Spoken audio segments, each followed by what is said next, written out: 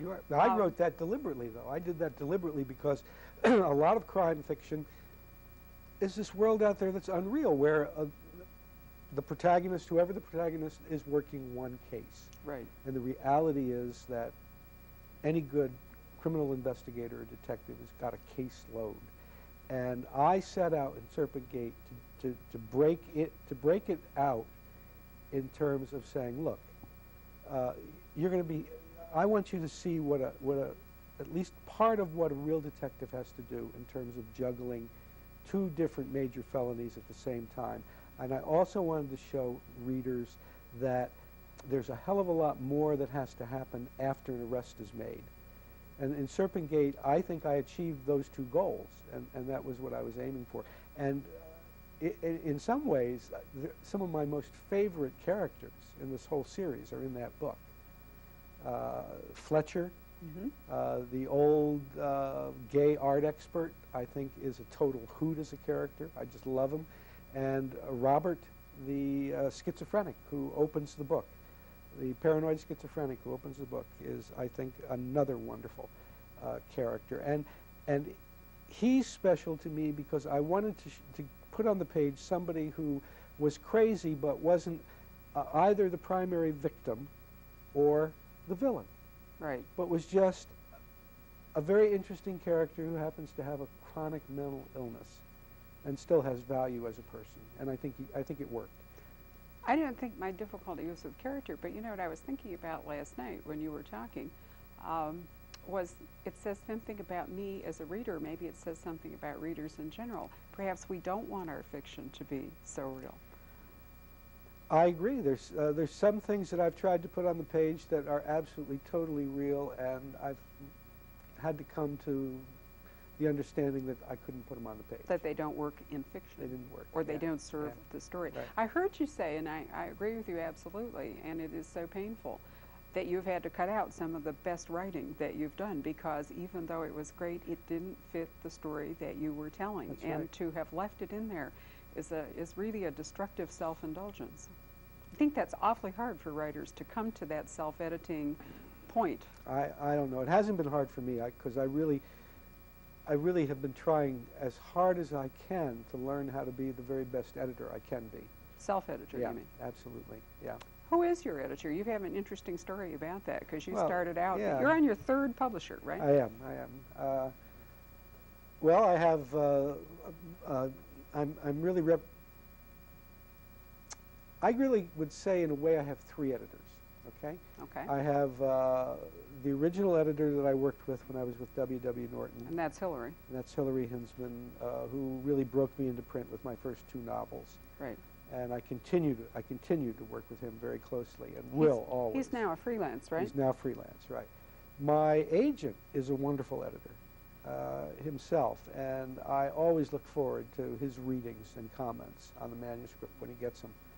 And then I have one of the sharpest editors currently operating in a publishing house right now at Dutton, and that's Brian Tart, who's the editor-in-chief, and he's my editor.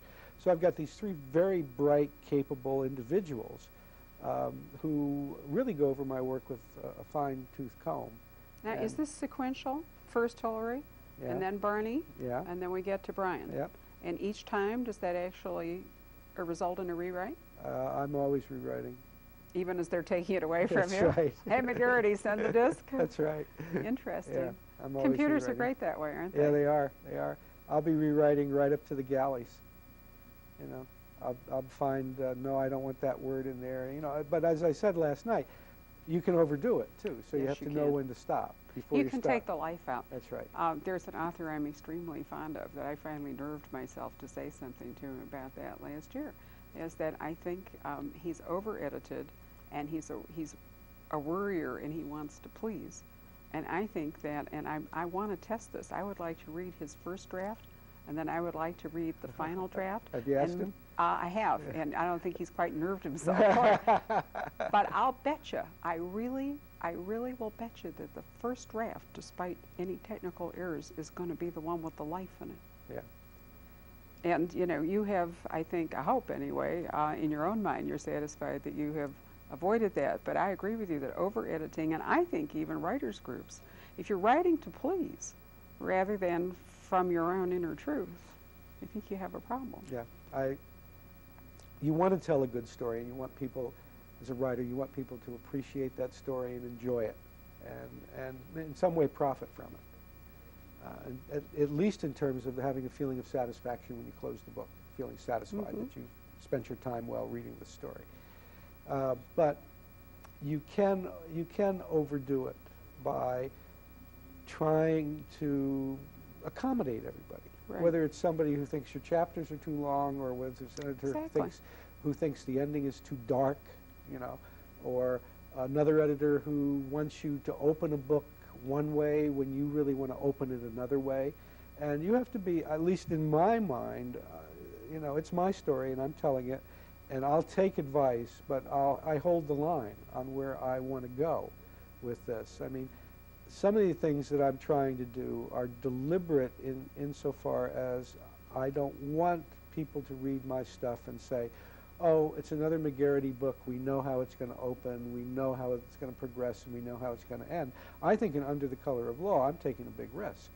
I'm writing basically a spy novel set in Santa Fe that has... And why not, since it's happened in Los Alamos? I mean, you know. But it has nothing to do with Los Alamos, really, which is great. Well, good, because that's the cliche, of course. That is. I didn't want to do that. So I'm going to see how that goes. But I had a hard road to hoe with this novel, because it does take Kearney in a different direction, and it does take a different kind of look at some aspects of our government that we might not particularly want to look at or understand too deeply. Well, of course, implicit in that is if you're taking the risk, you have to be prepared for whatever reaction, even from me, well, especially from me, that you might get.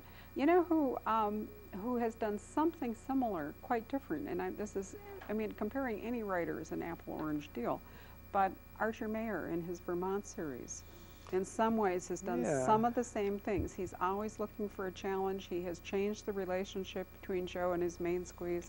He has made Joe, he is now the head of the all Vermont, the VBI, you know, starting from Brattlesboro where he was a lieutenant, etc. And there are, it's interesting to me, there are a lot of things that you have in common in personality, and yet you're each unique, as you should be. But there are a lot of things you do in your fiction.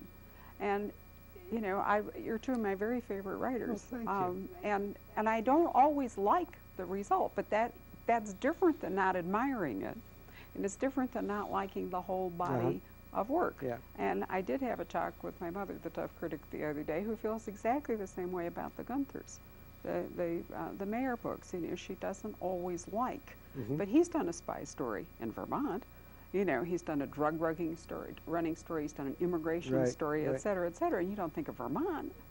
You know, I think New Mexico is such an incredibly rich cultural, religious, language, you know, porous borders. I mean, you couldn't have, if you're going to stick to a state. It's got it all. It really does. And I get requests now from people. I got an email from the Clovis city manager. Now, Clovis is on the eastern border of the state, right up next to Texas. It's got a university there, small college there, I think, and an Air Force base, right?